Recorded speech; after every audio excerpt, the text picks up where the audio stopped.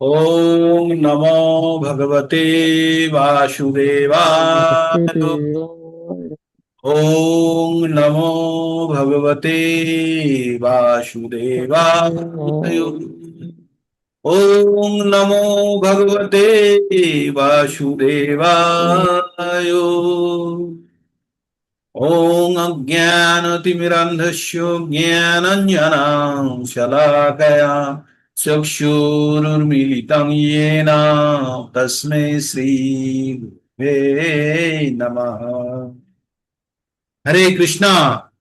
तो हम लोग आज मंडे है, तो हम लोग हफ्ता में 2 दिन सीसी बुक रीडिंग करते हैं। तो सीसी बुक रीडिंग का आज पहला दिन होगा इस हफ्ता का।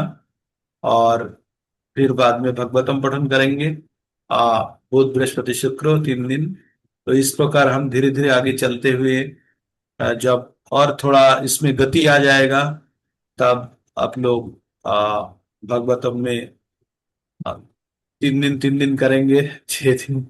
देखते हैं कैसे बनाया जाए।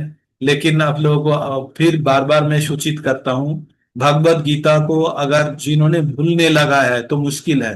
भगवत गीता फर्स्ट प्रायोरिटी है, second priority Bhagavatam, third priority है श्री चैतन्य चरितामृतम। प्रायोरिटी नहीं मतलब लेवल है, प्रायोरिटी नहीं बताऊंगा, लेवल। तो भगवत गीता आप लोगों को सबका एकदम होठ पे होना चाहिए, मन में होना चाहिए, अपना एक्टिविटीज में होना चाहिए, क्योंकि वही हमारा बेस लाइन है। तो आप लोग क्योंकि जो भी ग्रेजुएशन करेंगे पूरा इंजीनियरिंग या मेडिकल जान लेंगे, उसके बाद जो स्पेशलाइजेशन करेंगे वो दूसरी बात।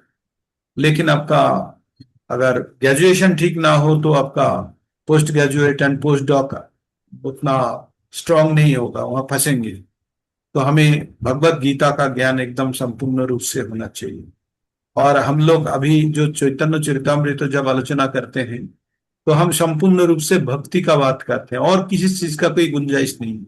क्योंकि और भी जो चीज है मेटेरियल, सब हमने भगवत गीता का अंत में त्याग कर दिया। कहाँ पे? जब भगवान ने बोला था सर्वधर्मान परित्याज्यो माम एकम शरणम ब्रजो अहम त्वाम सर्वो पापे भो मोक्षयिष्यामि मां शुचो हो, बोल के खत्म कर दिया ना वहां पे। कहाँ पे? 67 नंबर श्लोका में, कि और किसी धर्म नहीं है, आपका एक ही धर्म है, भगवान का सेवा करना।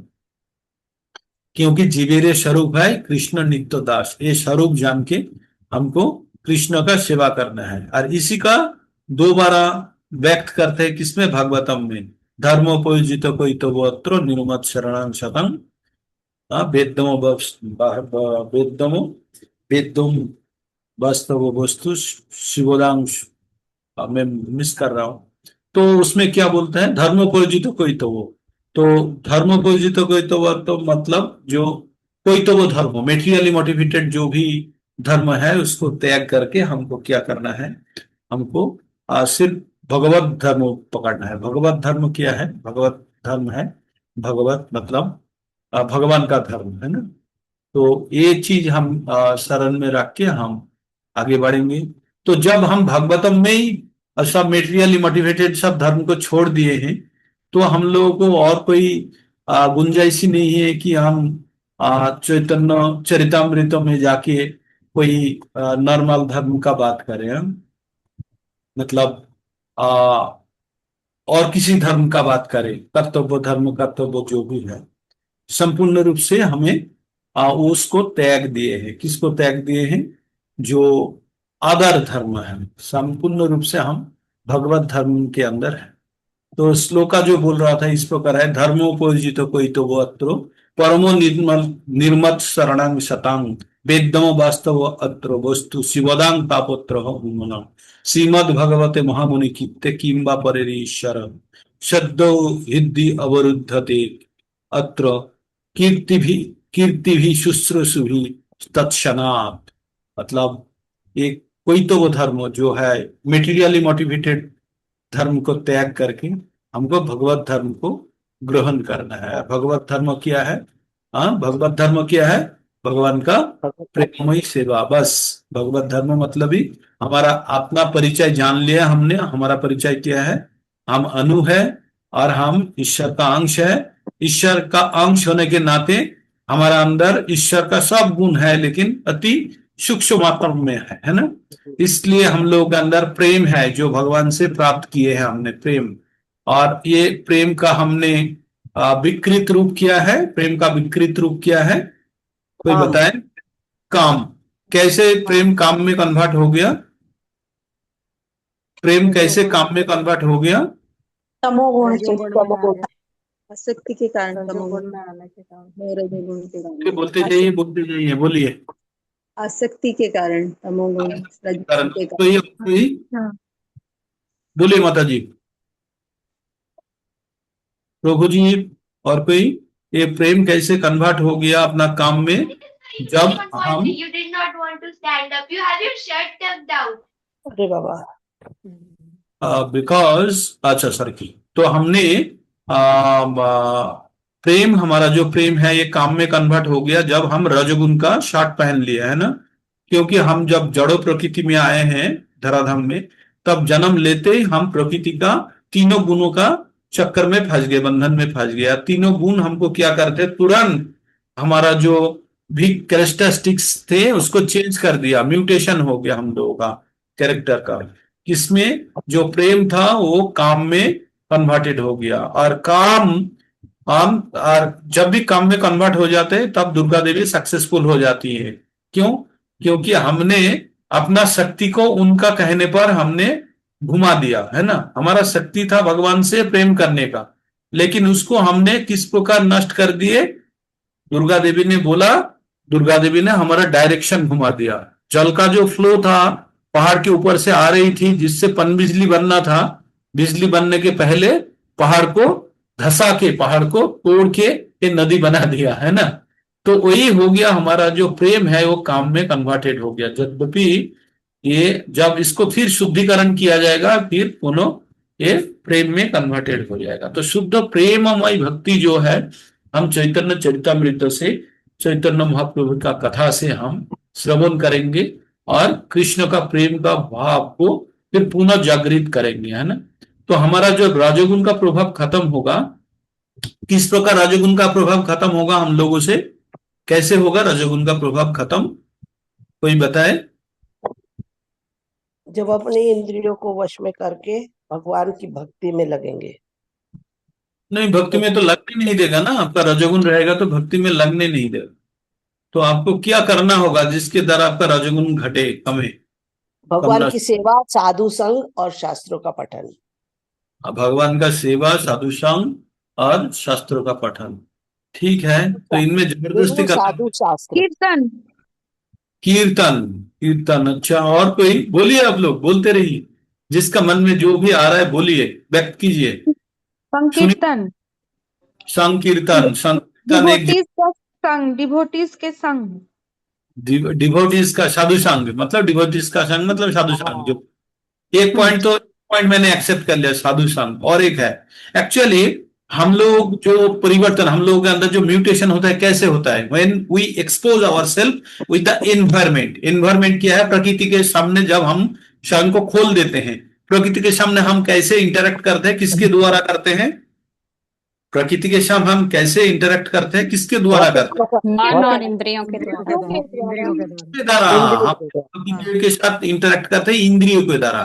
तो हम अगर कंप्यूटर है तो हमारा इनपुट कहां से आता है? प्रकृति से आता है।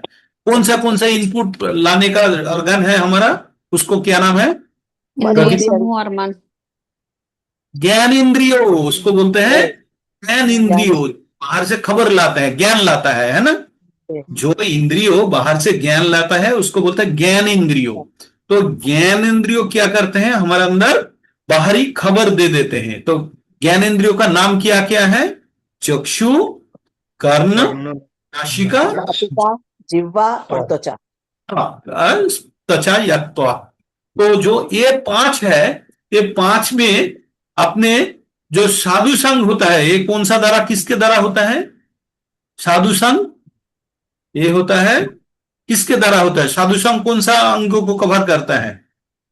आंखों के द्वारा, जैसे करते हैं कान को, कान को करते हैं, आंखों को कान, हम इस जगत के साथ जो इंटरेक्ट करते हैं, सबसे शक्तिशाली कौन सा organ से इंटरेक्ट करते हैं बोलिए? श्रवण श्रवण कान। इंद्रिय। कान। ना ना, श्रवण इंद्रियों से भी आँखें। आंखें। वही आँखें। पहले आँख फिर कान। 80% of our communication is made through our eyes, 80%। और 19% जो है वो कान द्वारा होता है, 1% जो है त्वचा या नाक या जीह्वा द्वारा होता है। लेकिन प्रभु जी श्रवण इंद्रिय को तो वो बताते हैं सबसे ज्यादा स्ट्रॉन्ग।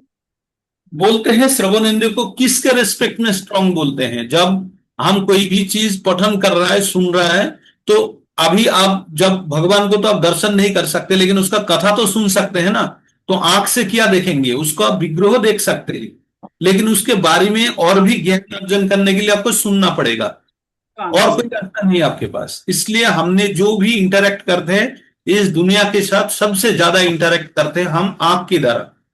जी। अगर किसी ने कान में नहीं सुनता तब भी ये दुनिया को देख के खुश रह जाएंगे, लेकिन जो देख नहीं पाता उसका श्रवण के ऊपर ही निर्भर करता है। यद्यपि आध्यात्मिक रूप से हम अंधा है, देख नहीं पाते हैं भगवान को, तथापि जड़ जगत को तो देख सकते हैं ना। हम वही बोलते हैं, देखिए जब भगवान का कथा सुनते हैं, कौन सा कथा सुनते हैं हम लोग? वो टोटली स्पिरिचुअल वर्ड्स है ना। तो उसको इंटरेक्ट करने के लिए जो हमारा भौतिक आंखें है ये काम नहीं करेगा, तो हमारा ज्ञान चक्षु चाहिए और हमारा श्रवण इंद्रिय चाहिए, है ना, जिसके द्वारा हम उसको ग्रहण करते हैं। तो हमारा जो दर्शन के लिए, तो हमें कोई भी चीज हमको तुरंत विचलित करते हैं, कौन सा चीज? दर्शन के द्वारा, उसके बाद श्रवण के द्वारा, है ना। तो ये दोनों मेन ऑर्गन जो है हम तथ्य संग्रह करते हैं प्रकृति से। और एक है जिसका लालच में हम फंसे रहते हैं, ये जीह्वा का स्वाद। ये बहुत ही खतरनाक है। रास्ता में आप इसका गोलगप्पा के दुकान देखते ही जल आ जाता है। कहाँ पे? जीह्वा पे जल आ जाता है। आता है कि नहीं? आ जाता है। क्यों? आइसक्रीम देख के याद करता है एक खाते तो क्या होता है, कौन सा शुगर बढ़ेगा, नहीं, लॉजिक लगा देते हैं तुरंत। कौन देखा है? आंख देखा है यार। लालच किस में आ गया? जीह्वा में आ गया। आपका घर का नीचे से घंटी मारते हुए चला गया, मतलब तुरंत आपको समझ में आ गया क्वालिस का आइसक्रीम जा रहा है नीचे से, है ना, जा रहा है ना, क्वालिटी का या क्वालिस का जो भी है, क्वालिटी का ही बोलते हैं ना, क्वालिटी का आइसक्रीम जा रहा है। तो ये जो यहाँ पे श्रवण इंद्रिय काम में लगाए हैं आप, और तुरंत मन आपका देख लिया क्या है, जीह्वा में जल आ गया। तो हमने प्रकृति से दो चीज से ज्यादा इनपुट संग्रह करते हैं, एक है जीह्वा और बाकी मिला के संग। एक जीह्वा को अलग कर दिया और बाकी जो चार जो हमारा जो ज्ञानेंद्रिय है उसको हम संग के रूप में विस्तार किया, समझ गए? जैसे देखना सुनना ये संग के अंदर आ गया, और बाकी क्या हुआ? एक स्वाद ग्रहण करना। तो ये दोनों हिस्सा में जब बांट देते हैं, जिसके द्वारा हम प्रकृति के साथ इंटरेक्ट करते हैं। तो हमने 13 नंबर अध्याय का 22 नंबर श्लोक पढ़े हैं, आप लोगों को याद होगा। पुरुष प्रकृति स्थ ही भूंगते प्रकृति जान गुणान। पुरुष प्रकृति स्थ ही भूंगते प्रकृति जान गुणान कारणं गुण संगस्यो। क्या बोलते हैं? कारणं गुणो संगस्यो सद असद जोनि जन्मिषु। तो हम लोग क्या करते हैं? प्रकृति में रहते हुए हम प्रकृति को भूंगते हैं, मतलब शोषण करते हैं, दोहन करते हैं। तो उसके कारण हमारा अंदर गुण का संचार होता है। तो हमारा कौन गुण संचार हो गया हमारा अंदर? गुण कैसे संचार हुआ? प्रकृति को दोहन करने से। तो रजोगुण कहां से आया? प्रकृति को शोषण करने से, एक्सप्लॉइट करने से आया ना। तो रजोगुण उत्पन्नकारी जो खाद्य पदार्थ है, जैसे प्याज, लहसुन, मसूर का दाल या मांसाहार, ये सब हमारा रजोगुण उत्पन्न करते हैं। इसलिए ये जो ग्रहण करेगा उसके अंदर रजोगुण का प्रभाव होगा। रजोगुण का प्रभाव होगा तो क्या करेंगे? रजोगुण आपका जो प्रेम है उसको काम में कन्वर्ट कर देगा। तो हम और धीरे धीरे हम जड़ जागतिक चीजों में व्यस्त हो जाएंगे, है ना। तो इसलिए इसको रजोगुण का या तामसिक भोजन की ओर निर्देश किया है, जो प्याज, लहसुन या आमिष भोजन तो छोड़ ही दीजिए, मसूर दाल, जो भी इस प्रकार का खाद्य। प्रभु जी मसूर की दाल से भी होता है? मसूर का दाल का ही तो बताया। मसूर की दाल ना, पल्स। मसूर का दाल, हाँ। अच्छा, वो भी तो मल का जी मल का। ये मक्का मसूर था। मसूर मसूर मलका मसूर एक ही है।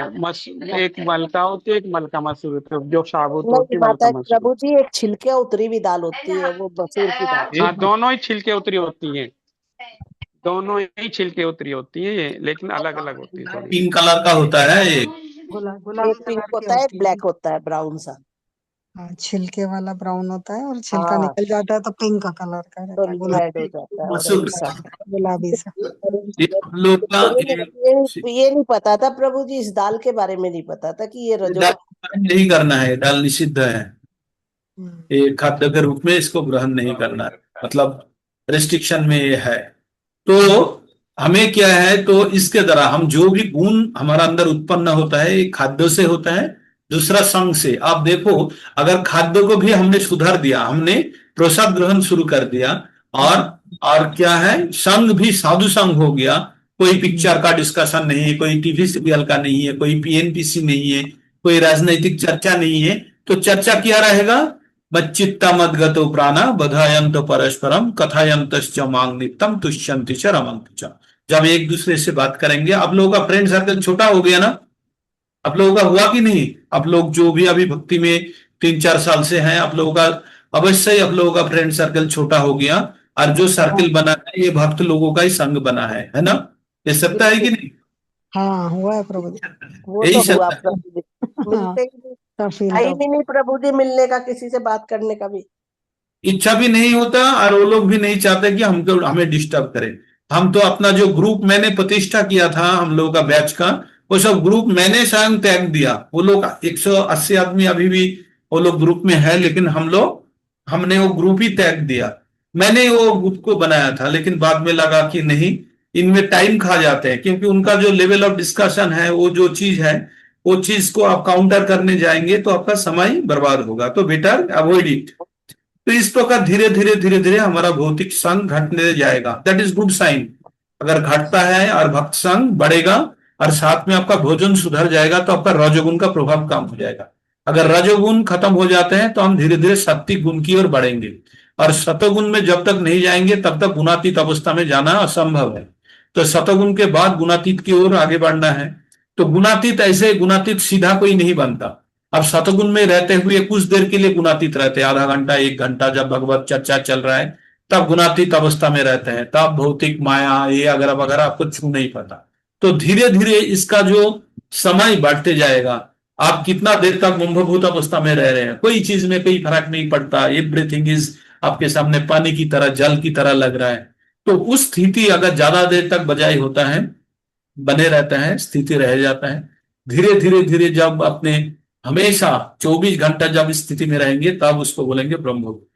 तब आपके अंदर भाव दर्शन होगा। तो इसके बाय दैट टाइम आपने कौन सा स्टेज कवर कर लिए होंगे। श्रद्धा वो हो चुका है, देन आपने साधु संग करेंगे, देन भजन क्रिया, हाँ, देन क्या होगा, अनर्थ निवृत्ति। अनर्थ निवृत्ति एक बहुत बड़ा हम लोगों का जीवन में परिवर्तन लाने वाला है, क्योंकि अनर्थ निवृत्ति जब आपका अंदर हो जाएगा, तो भौतिक चीजों में आपका बिल्कुल इंटरेस्ट नहीं रहेगा, एकदम बिल्कुल नहीं रहेगा। और भौतिक चीजों के प्रति जितना आप इंटरेस्ट रहित होंगे, उतना ही आपका भक्ति की ओर आपका अग्रगति सूचित करेगा, बताएगा कि आप कितना प्रोग्रेस कर चुके हैं। क्यों? क्योंकि विषय विनिवर्तन्ते निराहरस्य देहिना रसवर्जं रसपहस्यो परम दिष्टा निवर्तते। जब कोई ऊंचा स्वाद आपको मिल जाता है, तो निम्न कोटि का स्वाद जो है ऑटोमेटिक वो वर्जित हो जाता है। तो इस प्रकार धीरे धीरे हम लोगों का प्रोग्रेस हो जाता है। अनर्थ निवृत्ति के बाद आ जाता है क्या, निष्ठा, रुचि, और उसके बाद आ जाता है आसक्ति। आसक्ति आ गया मतलब हम लोगों का लगभग अचीवमेंट हो गया। हिज होलीनेस जयपताका गुरु महाराज बोलते हैं कि अगर कोई भक्त तो अगर आसक्ति तक पहुंच गया, तो उसको मिल जाएगा, धम मिल जाएगा। भाव प्रेम तक तो ना जाने से भी मिल जाएगा। तो आसक्ति तक पहुंचना है। आसक्ति मतलब आप 24/7 भगवान चिंता में मग्न है, और कोई चीज आपको दिखता नहीं। जैसे कोई नशीला पदार्थ जो ग्रहण करता है ना, क्या बोलते हैं उसको, मद्यपान। मादक पदार्थ। हाँ, मादक आसक्त जो हो जाते हैं, वो उसका कुछ नहीं सोच सकता है। तो इस प्रकार जब आप भगवत आसक्त हो जाएंगे, तब आपको सोच में तब क्या लगेगा, शून्य एतम जगत सर्वं गोविंदो विरहण में। ये जब लगने लगा कि गोविंदो का एक चक्षु का एक निमेष अगर भगवान को नहीं देखेंगे तो आपको लगेगा कि जुगाइतम, तो आपको एक जुग लगेगा कि भगवान का एक निमिष के लिए मिस कर गया तो जुग लगेगा। इस स्थिति आ गया मतलब वो संपूर्ण रूप से आसक्त एवं भाव का स्तर में जाने वाले हैं। तो ये तो इतना जल्दी नहीं होगा, जितना जल्दी मैंने 10-15 मिनट में बता दिया इतना जल्दी तो नहीं होगा। इसके लिए काफी हम लोगों को परिश्रम करना पड़ेगा, भगवत भक्ति में और अनुशीलन करना पड़ेगा। भगवान क्या बोलते हैं, मत कर्म कित मत परमो मद भक्तो संगो वर्जितो निरावैर सर्वभूतेषु सहज मामेति पांडव। तो भगवान का क्या करना है, मत कर्मो कित, भगवान के लिए कर्म करना है। मत परमो, भगवान हमारा जीवन का चरम लक्ष्य है।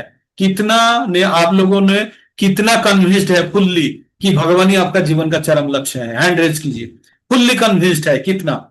आप लोग हैंड रेज कीजिए तो कितना फुल्ली कन्विंस्ड है। मैं देखता हूं 1 मिनट के अंदर आप लोग हैंड रेज।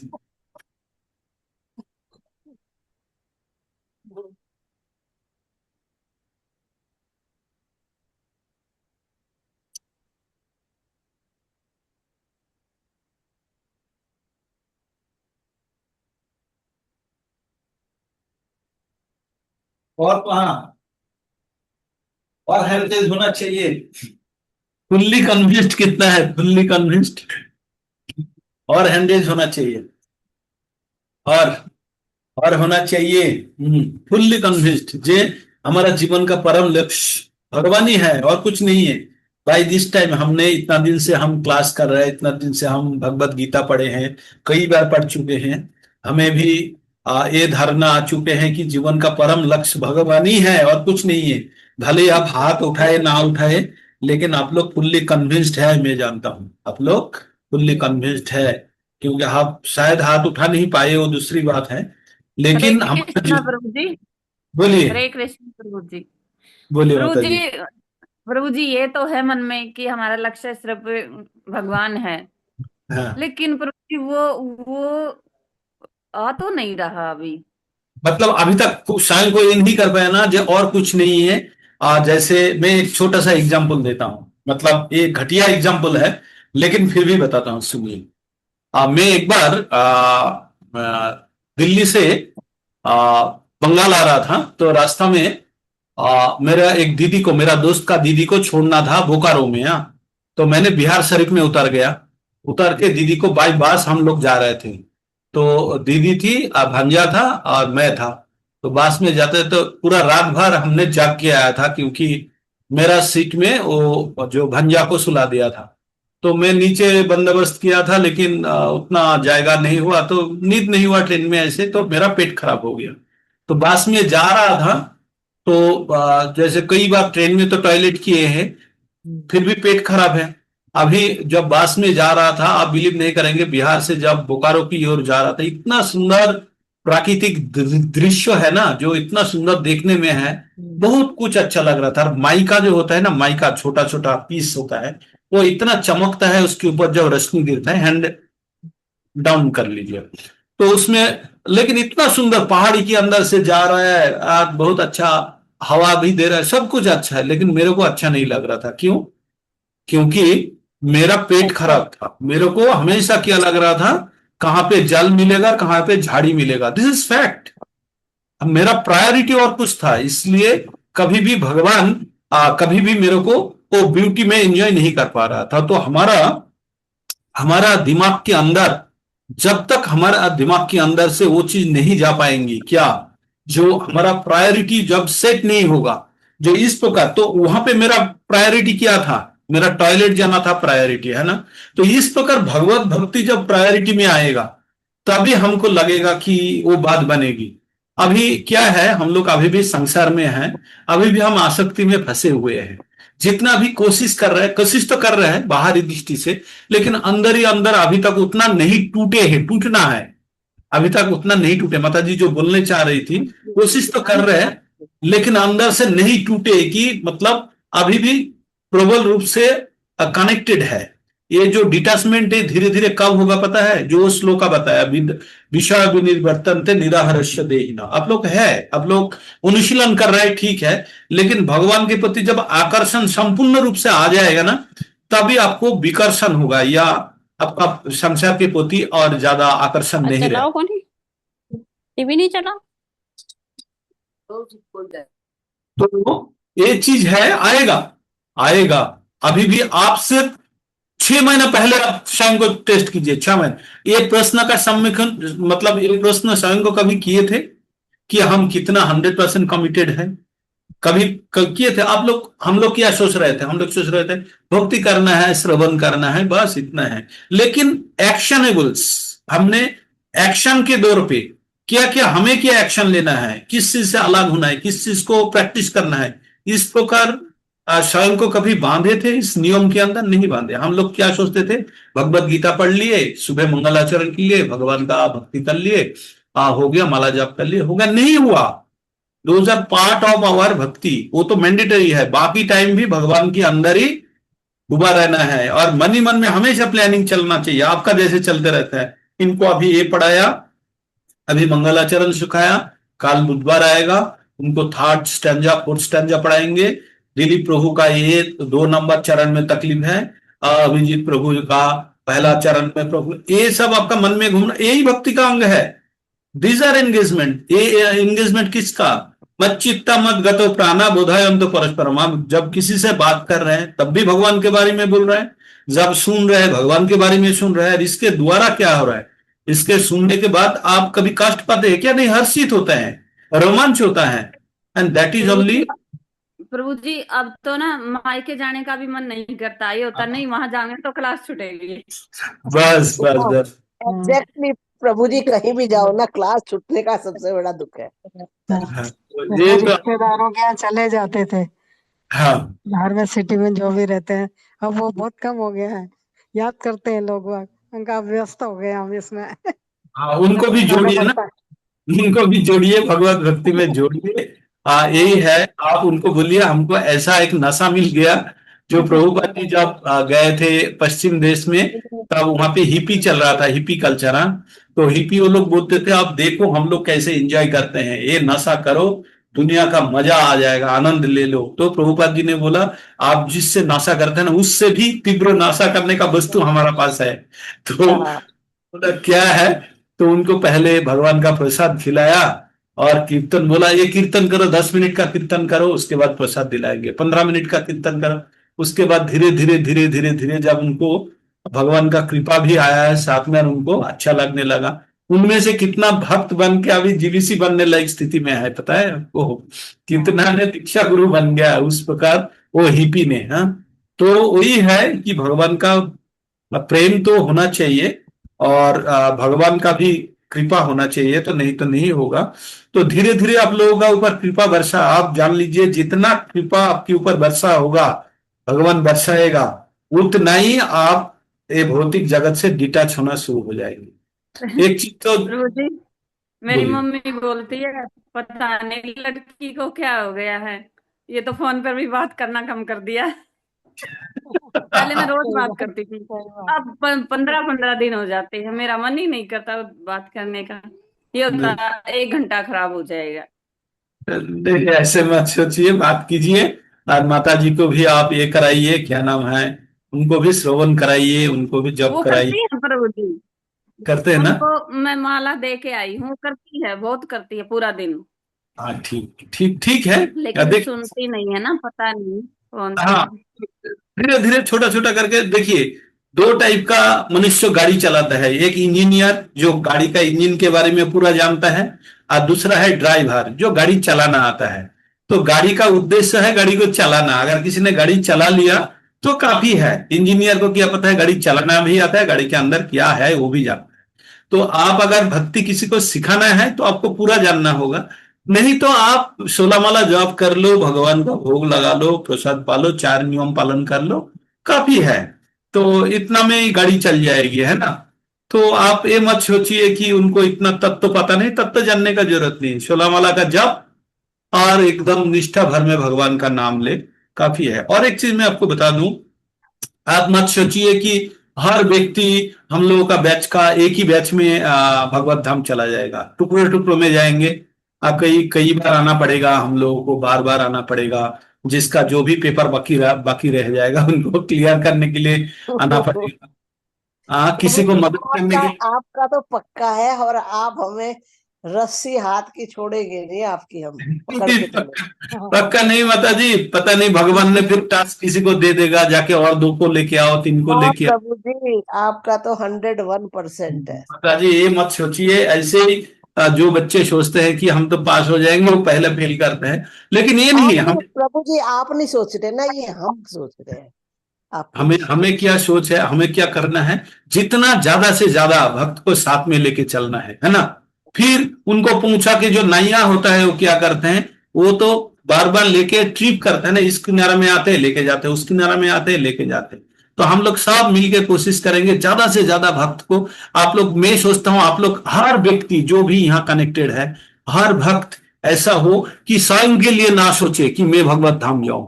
आप सोचिए मैं कितना ज्यादा भक्त को लेके जाके पहुंचाऊं, ये होना चाहिए एटीट्यूड। अगर ये एटीट्यूड होगा तो भगवान एकदम तो प्रसन्न होंगे। भगवान क्या बोला, जो इदम परमम गुह्यम मद भक्ति भक्ति मुई परम मामे वो ईश्वर असंशय।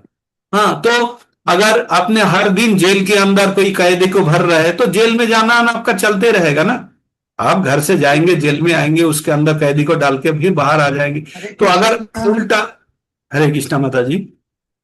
प्रभु जी फिर आपको तो वापस आना ही पड़ेगा, हम जैसे जो रहेगा सबको लेके भी तो जाना पड़ेगा। ब्रेक कर रही माता जी आपकी आवाज। आवाज ब्रेक। जो भी रह जाएगा पड़ेगा। हम सबको ही लेके जाना पड़ेगा। दूसरा है कि हमें भगवत धाम का मन प्रभु जी जो कोई भी रह गया उसको आप ही तो लेने आओगे, फिर तो आपको आना ही पड़ेगा। आना पड़े, सही बात। आप ये मत सोचिए मैं अकेला नहीं हूं, आप लोग भी साथ में हैं। हम सब मिलके टीम बना के सबको जो जो छूटा है उनको लेके जाना है। यहाँ ये है कि पूरा टीम जब तक नहीं गया तब तक, वो मिलिट्री में क्या होता है पता है, एक अगर कहीं गलती करता है या कहीं शैतानी करता है, पूरा बैच को पनिशमेंट मिल जाता है, पता है, पूरा बैच को। और क्या हुआ, किसी ने कोई आवाज कर दिया या गलत कोई एक्टिविटीज कर दिया तो पूरा बैच को बोला ठीक है आप लोग 2 चक्कर लगा के आओ, कोई फिजिकल एक्टिविटीज करके आओ, है ना। तो उस प्रकार हम लोगों का बैच का अगर कोई छूट गया तो सबको फिर पनिशमेंट मिलेगा कि उनको पकड़ के लाओ जब तक वो नहीं आते, ठीक है ना। तो एक दूसरे को मदद कीजिए, एक दूसरे को मदद कीजिए। भौतिक दुनिया में क्या है, टांग पकड़ के खींचता है, क्यों टांग पकड़ के कौन खींचता है, जो पीछे है। और स्पिरिचुअल वर्ल्ड में क्या होता है, जो आगे है दूसरे को हाथ पकड़ के खींचते हैं आगे ले जाने के लिए, है ना। भौतिक जगत में टांग खींचते हैं कि ऊपर क्यों बढ़ रहा है, इसको नीचे गिराओ। आध्यात्मिक जगत में हाथ पकड़ के कि नहीं मेरे से आगे तुम बढ़ो। हाँ, मेरे ये क्यों पीछे पड़ रहा है, इसको और खींच के सामने लेके आओ, वो पीछे नहीं जाना चाहिए। तो ये है आध्यात्मिक जगत। तो यही चीज हमको दिमाग में रखना है और हमारा आइडिया क्लियर करना है। क्या करना है, हम पहुंच पाए कि नहीं, लेकिन ज्यादा से ज्यादा भक्त को लेके जाना है। आप जैसे यात्रा कंडक्ट कर रहे हैं, जैसे हमारा परम श्रीमान श्री षडभुज प्रभु जी, चैतन्य वैभव प्रभु जी या अपना देवशेखर प्रभु जी जो कंडक्ट करते हैं ना ये लोग यात्रा, तो क्या करते हैं, सबको साथ में लेके जाते हैं, सब कुछ दर्शन कराते हैं। परमेश्वर हरि प्रभु जी ये लोग दर्शन कराते हैं, कराने के बाद फिर वापस लाते हैं। तो इस प्रकार सबको ये जिम्मेदारी मिल जाएगी कि सबको लेके चलो, एक यात्रा कंडक्ट करो और आप लोग सबको लेके चलो। तो हमारा सबका जिम्मेदारी है कि भक्ति अलावा और कुछ नहीं, ये कन्विंस होना है। हम अभी आप माता जी बोल रही थी ये हो नहीं रहा, हो रहा है, आप नहीं रियलाइज कर रहे हो, या जिस प्रकार मैं बोल रहा हूं उसके साथ शायद मैचिंग नहीं कर पा रहा, लेकिन हो रहा है। ऑल यू आर डूइंग, सब कोई किसी का, मैं देखता हूं यहाँ पे जितना भी भक्त लगे हुए हैं इनमें तो ज्यादातर सुबह शतरूपा दिलीप प्रभु, शतरूपा माता जी, दिलीप प्रभु, विनोता माता जी, साध्वी भक्ति माता जी भी आती है, ये सब सुनील प्रभु जी सब सुबह आते हैं। तो मैं जानता हूं कि आप लोगों का जो लेवल ऑफ एंगेजमेंट अब बना के रखिए, यही चाहिए, और यही धीरे धीरे हमको अंतिम यात्रा के लिए गति के तक पहुंचा देंगे, है ना। तो हम लोग किसके ऊपर बात कर रहे हैं? शुद्ध भक्ति के ऊपर बात कर रहे हैं, जिससे हमको कृष्ण प्रेम मिले। और ये चैतन्य महाप्रभु ने स्वयं दिखा के गए हैं किस प्रकार प्रेम होता है ना। तो हमें ये चैतन्य, तो आप लोगों का ये लालच दूर कर दीजिए कि भगवत धाम जाना है। आप लोगों का आइडिया चेंज हो गया ना, भगवत धाम क्या करना है, कितना को भेज, औरों को भक्त बनाना है और अपने साथ लेके चलना, कितने को भेजना है। भगवान तो कमीशन आप देगा। भगवान क्या बोला है? नाचो तस्मात् मनुष्येषु कश्चिन में प्रियो कित्तम भविता नाच तस्मादन्न प्रियोतरो भुवि। इससे प्यारा मनुष्य कोई नहीं है, ना था, ना है, ना कभी होगा। इससे ज्यादा प्यारा जो इदम परमम गुह्यम मद भक्तेषु अभिदर्शयति, जो ये परम ज्ञान मेरा भक्त को बताते, उससे प्यारा मनुष्य कोई हो ही नहीं सकता, है ना। और तो यही चीज, तो हमें क्या करना है? बाकी चीज भगवान करेगा, हमें कोई भगवत धाम के लिए लालच नहीं है। हमें किस चीज का, क्या करना है? भगवान को ये परम ज्ञान दूसरा तो पहुंचाना है। बाकी कितना नंबर देंगे उनका जिम्मेदारी है। हमें कोई नंबर के लिए हम परीक्षा नहीं दे रहा है, हम दे रहे हैं दूसरे को साथ में भगवान का बड़ा माने शब्द को हमारा जीवन में उतारने के लिए, भगवान के लिए। वो लालच तो दूर हो गया, हो गया ना। डिप्लोमा उपाधि वो तो सब दूर हो गया। अब तो ये है बढ़ो और बढ़ाओ लोगों। स्टेज देखिए, पहले डिप्लोमा का लालच, उसके बाद उपाधि का लालच, उसके बाद अभी भक्ति शास्त्री तो खैर चल ही रहा है, वो दूसरी बात है। ज्ञान भागवतम का और डिप्लोमा का लालच, हाँ लालच। उसके बाद क्या हुआ? वो ज्ञान। उसके बाद आया कि भगवत धाम जाना है, जन्म मृत्यु चक्र से बाहर आना है ना, आना है। उसके बाद क्या? भगवत धाम जाने के लिए। उसके बाद जब आप कृष्ण प्रेम के बारे में जब धीरे धीरे ज्ञान हमें जानकारी होगी, तब लगेगा कि भगवत धाम भी हमारा आराध्य जाएगा नहीं है। हमारा यह है भगवान का प्रेम, भगवान का चरण। जहां है भगवान का चरण, वही है हमारा भगवत धाम, है ना। भगवत धाम में भगवान कहाँ रहता है? भगवत धाम में रहता है। तो भगवान अगर मिल गया तो भगवान जहां जाएगा वही भगवत धाम है, और क्या है हमारा। तो भगवत प्रेम पाना है, बस इतना ही। अगर ये प्राप्त कर लिए तो हमारा जीवन का उद्देश्य साधित हो गया। तो भगवान क्या बोलते हैं? मत कर्म कित, मेरे लिए कर्म करो। और भगवान का कर्म क्या है? आप लोग कर रहे हैं अभी, क्या कर रहे हैं? भक्त जुगाड़ कर रहे हैं, भक्त को श्रवण करा रहे हैं, उनको उत्साहित कर रहा है, भगवत भक्ति का कथा सुन रहा है। यही है भगवत प्रेम। और क्या बोल रहा है? जीवन का परम लक्ष्य बनाओ। मत परमो, परम लक्ष्य भगवान का, अपना जीवन का परम लक्ष्य भगवान है। उसके बाद क्या? मत भक्तो, भगवान का भक्त बनो। देन क्या है? निरावैर सर्वभूतेषु न संग वर्जितो, संग वर्जन कर दो। किसका? भौतिक संग, जो चीज आपको माया का दुनिया जाल में फंसाता है उसको त्यागो। और निरावैर संचय प्रवृत्ति बंद कर दो, आसक्ति भौतिक चीजों में बंद कर दो। और उसके और क्या बोला? ये 1155 वाला श्लोक का बताया। कर्मोकित मत परमो मत भक्तो संग वर्जितो निरावैर सर्वभूतेषु, समस्त प्राणी के प्रति निरावैर, कोई शत्रु नहीं है, मित्र रूप व्यवहार करना है। स जो मामेति पांडव सो, मेरा पास आ जाएंगे तो उसमें कोई दो राय नहीं है। तो हमें जाने के लिए नहीं कर रहा हूं, लेकिन भगवान का वाणी का आदेश को पालन करने के लिए कर रहे हैं। तो मतलब भगवत गीता एकदम क्लीन चीट है, क्लीन चीट है। आप देख लो और बस अपना जीवन में उतार दो। तो हमने चैतन्य चरितामृत में क्या एकदम शुद्ध भक्ति का बात बोलेंगे, और कोई गुंजाइश नहीं छोड़ेंगे। ये भगवत भक्ति छोड़ के और कोई जाएगा ही नहीं हमारा अंदर। और वो भी शुद्ध प्रेम, जो भी कोई चीज पाने का इच्छा रहित, कोई चीज पाने के लिए नहीं है। ना धनम ना जनम ना सुंदरीम कवितांग बा जगदीश कामये ममो जन्मनि जन्मनिश्चरे भगवतादो भक्ति अहुइतुकी तई। भगवत भक्ति आ जाए अहुइतुकी, और कारण छोड़ के। हाँ, एक बांग्ला में मैंने एक रिकॉर्डिंग बनाया था, भक्ति क्यों करना है बोल के। आप लोग एंजॉय करते, अगर हिंदी में होता तो एंजॉय करते, लेकिन जी को हिंदी में कन्वर्ट कर दीजिए।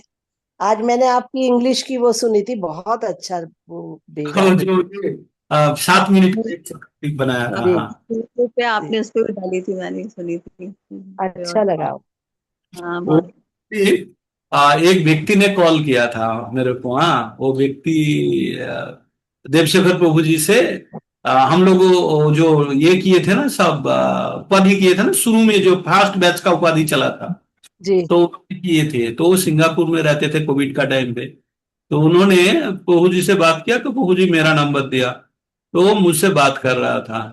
तो फिर बोला कि प्रभु जी अब फिर डिप्लोमा का क्लास कब शुरू होगा, कुछ बैच हमारा ऑफिस का है जो करने, हम उनको बताया है, तो वो लोग चाहते हैं, इंटरेस्टेड है। तो प्रभु जी ने आपको बोला आपके साथ कनेक्ट होने के लिए, बाकी बंदोबस्त करेंगे।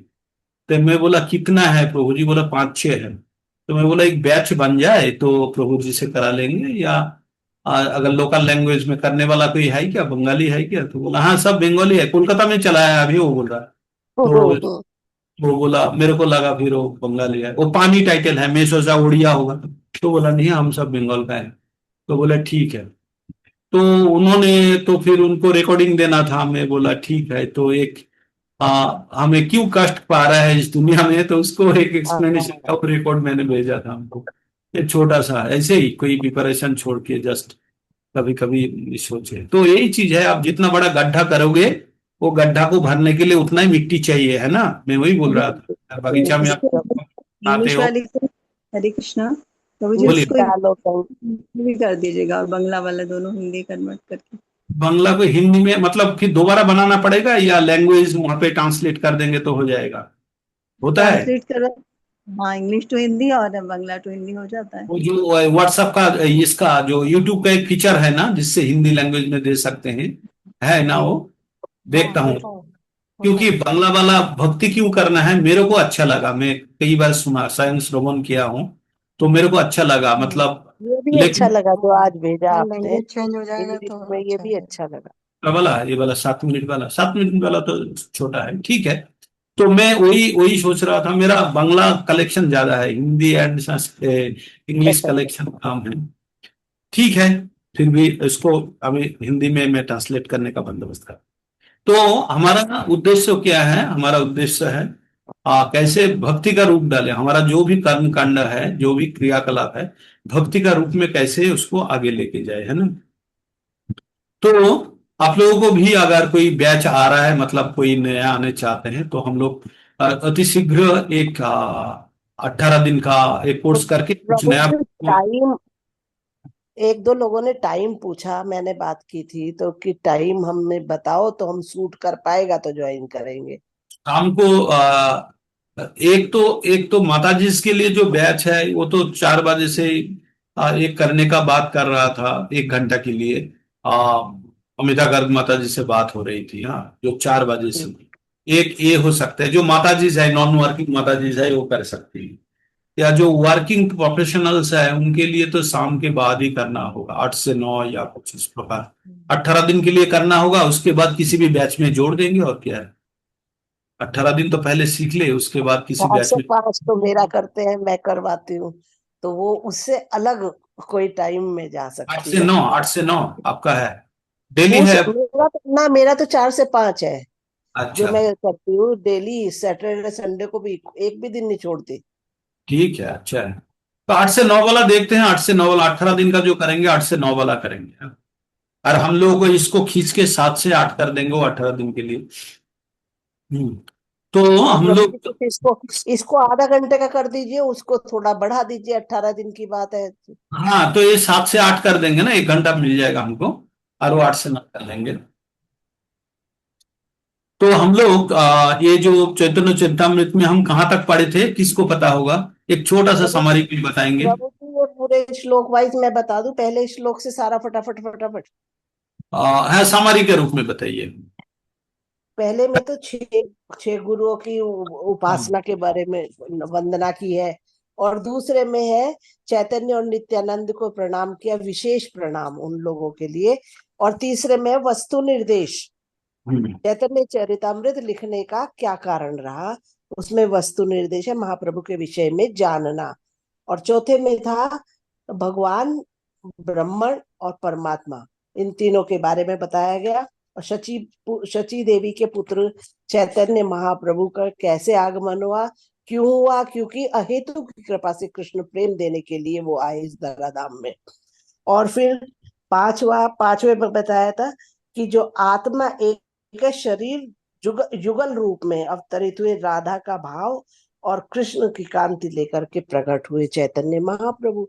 उसके बाद बताया था कि अंतः कारण और बहि कारण के रूप में 3 तरह की राधा रानी के प्रेम की महिमा, दूसरा राधा रानी के प्रेम के माध्यम से उनके गुणों का आस्वादन करने के लिए चैतन्य महाप्रभु का आविर्भाव हुआ, और तीसरा बताया था राधा रानी जिस सुख का अनुभव करती है उस सुख को चैतन्य महाप्रभु खुद अनुभव करना चाहते थे। मैं प्रभु जी ठीक बता रही हूँ? सही बोला आपने, सही बोला, एकदम राइट। फिर उसके बाद बताया था 7 श्लोक से 11 श्लोक में श्री नित्यानंद प्रभु जी की वंदना, और कृष्णदास कविराज गोस्वामी जी प्रार्थना कर रहे हैं कि ये जो है सूर्य और चंद्र की तरह चक्रधाम नित्यानंद का जन्म हुआ, और ये एक ही आकाश में दोनों सूर्य चंद्रमा के रूप में एक साथ उत्पन्न हुए इस तरह। ये तो 2 नंबर था, ये तो 2 नंबर श्लोका में था विशेष। अच्छा, ये फिर अंशों के अंश नित्यानंद प्रभु के बारे में बताया इसमें। और उसके बाद 90 में बताया कि भगवान के पास से बैठकर देख रहे हैं चिन्मय जगत में कि 3/4 तो चिन्मय जगत है और 1/4 भौतिक जगत है। ये बताया था भगवान के शरीर से निकलने वाले बुलबुलों से जड़ जगत ये सब पैदा हो रहा। उसके बाद था ये कौन सा है 11वां, इसमें इस श्लोक में नित्यानंद प्रभु के लिए प्रार्थना की गई। और फिर 12 में अद्वैत आचार्य महाविष्णु के अवतार है, और वो जो है कारणोदक शाही विष्णु के रूप में वो बुलबुलों के अंदर प्रवेश करते हैं। 2 श्लोक में अद्वैत आचार्य की वंदना की गई है इसमें। और उसके बाद फिर श्रीवास ठाकुर चैतन्य महाप्रभु भक्त स्वरूप, भक्त रूप श्रीवास ठाकुर, भक्त चैतन्य महाप्रभु और भक्तावतार अद्वैत आचार्य, शुद्ध भक्त प्रकाश नित्यानंद प्रभु और भक्त शक्ति रूप गदाधर पंडित के रूप में इन 5 की वंदना के रूप में इनको कहा गया। फिर कृष्णदास कविराज गोस्वामी प्रणाम करते हैं राधा मदन और मदन मोहन, राधा मदन गोपीनाथ और गोविंद नाथ की, गोविंद देवर जी, उनको संबंध अभिदेव और प्रयोजन के रूप में आपने बताया था, इस तरह से करते हैं। और फिर राधा गोविंद वृंदावन में कल्प वृक्ष के नीचे रत्नों के मंदिर में ऐसे सिंहासन पर विराजमान है। और उसके बाद फिर वही मदन मोहन, गोविंद और गोपीनाथ इनके बारे में बताया था। इसके बाद तो फिर कृष्णदास कविराज गोस्वामी जी की कह रहे कि मैं जो हूँ इस लायक नहीं हूँ, मतलब इस चैतन्य चरितामृत को लिखने के लिए, क्योंकि मैं बूढ़ा हो चुका हूँ इस तरह से, लेकिन मैं कोशिश कर रहा हूँ हे चैतन्य महाप्रभु मुझे अपना आशीर्वाद प्रदान करना, शायद इसी तरह से कुछ है। हाँ, तो उनमें 3 चीज है, एक है प्रणाम, आशीर्वाद, और भगवान के जो भी वस्तु है प्रणाम है और आशीर्वाद है। तीनों चीज कोई भी चीज जब व्यक्त करेंगे, कोई संबंधो विधियो प्रयोजन की तरह उन्होंने बोला, जो वस्तु निर्देश प्रणाम एंड आशीर्वाद, ये तीनों चीजों का बोला, वस्तु निर्देश आशीर्वाद और नमस्कार, है ना, ये 3 में रखा। तो हम लोग कहाँ तक 24 में चैतन्य महाप्रभु के परम तत्व के बारे में बताया, और अब हमने 33 पढ़ना है प्रभु जी। 32 पढ़ना हमने, 32 तक पढ़ लिया था, 33। अच्छा 33 से पढ़ना है। तो अभी तक हमने किया है ये जो 14 श्लोका है पहले, इससे हमने मंगलाचरण कर लिए और सभी उसमें सब वस्तु निरूपण भी कर लिया हमने, है ना।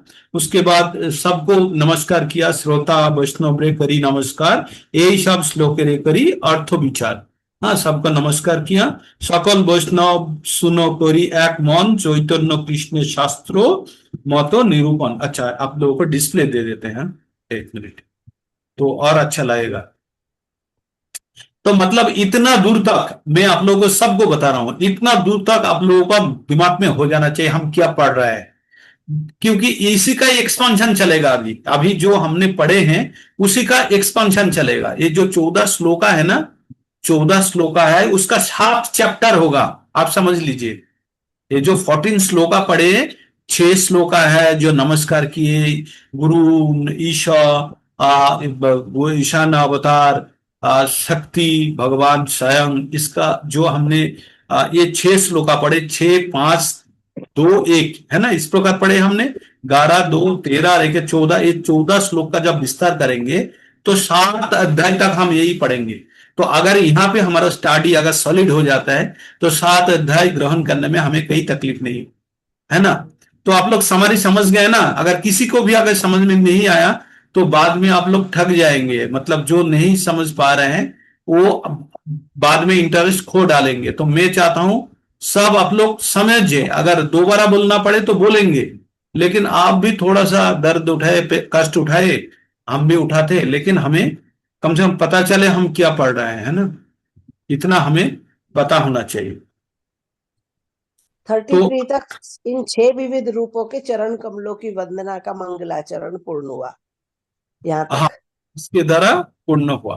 तो अभी आप लोगों को मैं सब अनुरोध करूंगा, सबको करूंगा, आप लोगों का कोई अगर ऐसे लग रहा है कि ज्यादा टाइम ले रहा है, लेने दीजिए।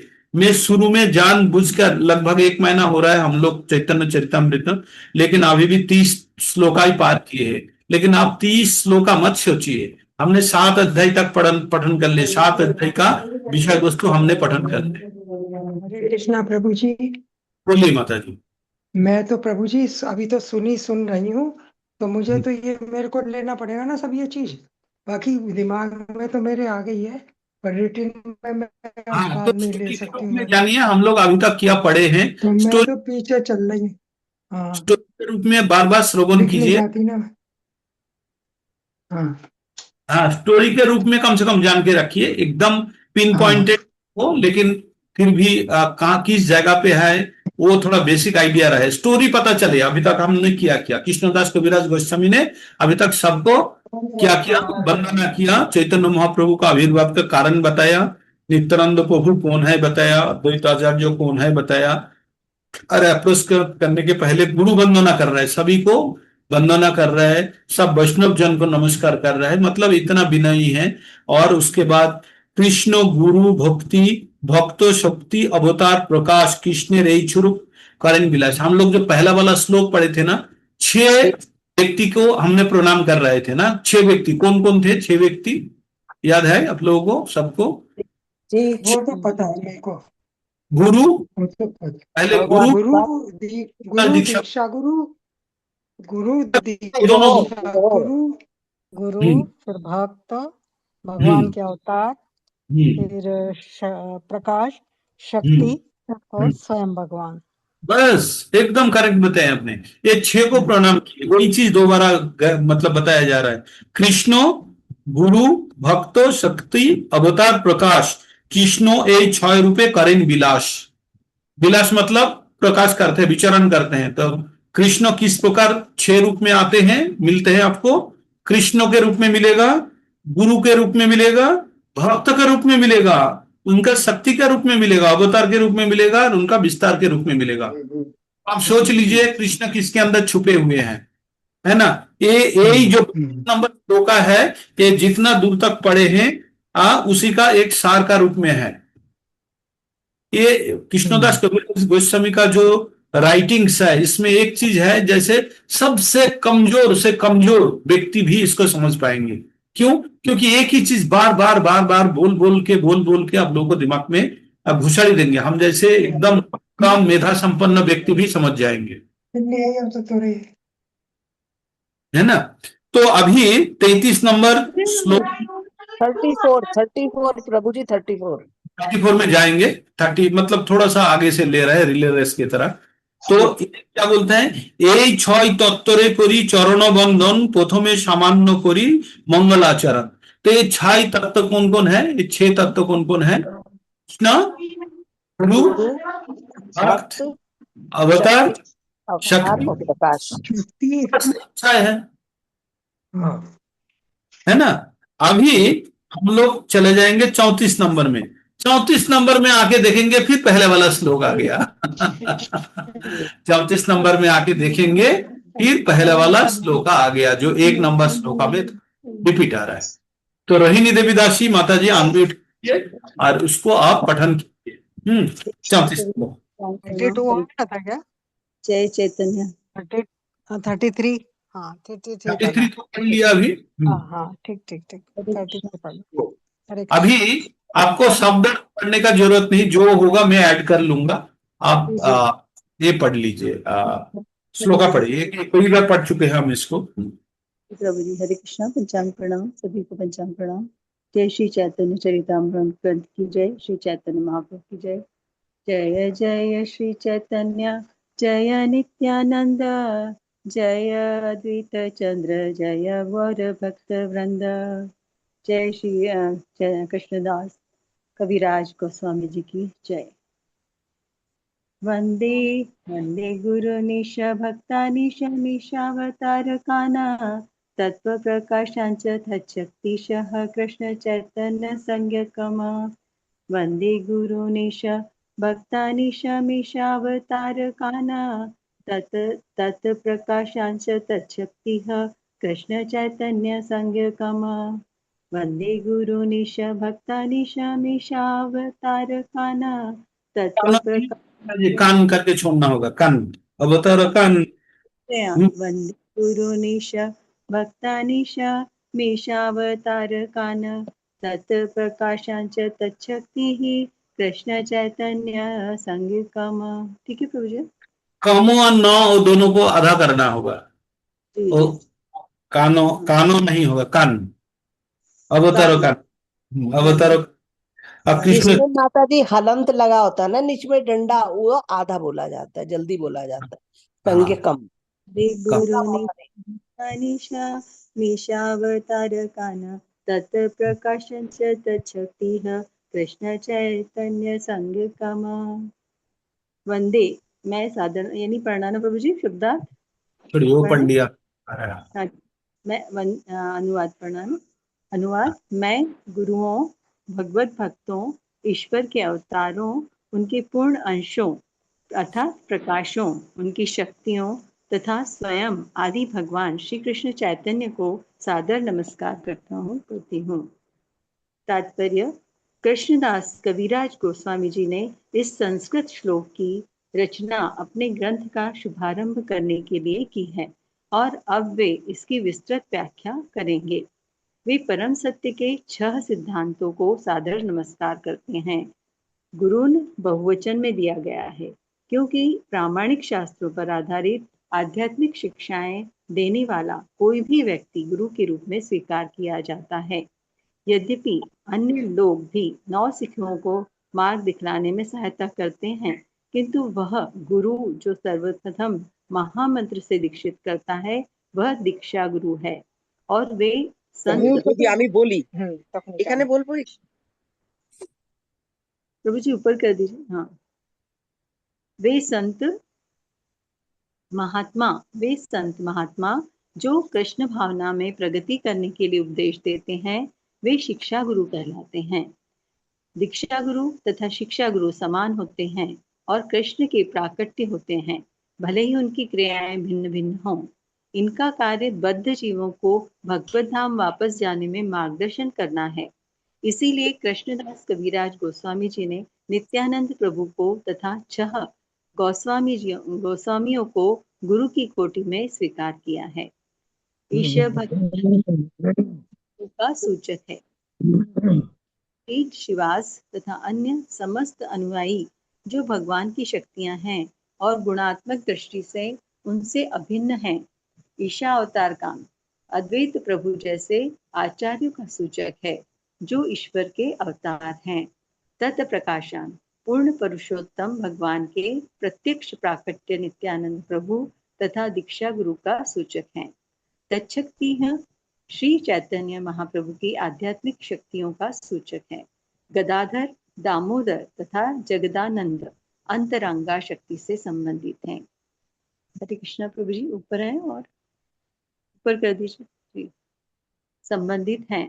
ये 6 तत्व भिन्न भिन्न रूप में प्रकट होकर भी समान रूप से आराध्य हैं। कृष्णदास कविराज सर्वप्रथम इन्हीं को नमस्कार करते हैं ताकि वे हमें चैतन्य महाप्रभु की पूजा करने की विधि की शिक्षा दें।